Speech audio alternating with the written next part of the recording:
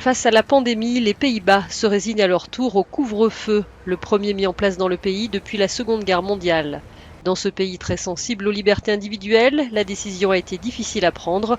Le Parlement a finalement voté la mesure défendue par le Premier ministre démissionnaire Mark Rutte, inquiète de la contagiosité du variant britannique.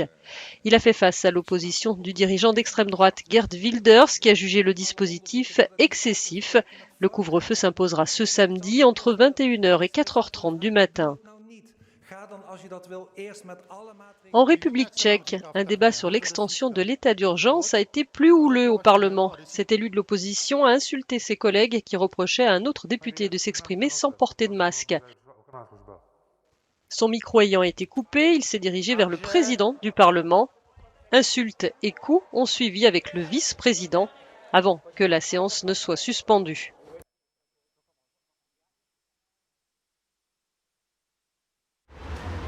Davantage de consensus au Portugal où à partir de ce vendredi, les crèches, les écoles et les universités vont garder porte close pour au moins 15 jours.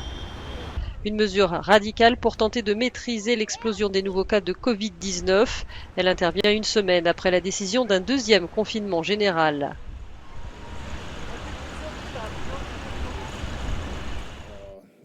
Enfin, la Hongrie est devenue le premier pays de l'Union européenne à donner son feu vert à l'utilisation en urgence du vaccin russe Sputnik V. Budapest a également autorisé celui du britannique AstraZeneca. Le gouvernement hongrois n'a pas manqué de dénoncer au passage les lenteurs de l'Agence européenne du médicament pour défendre son choix de faire cavalier seul sur le sujet.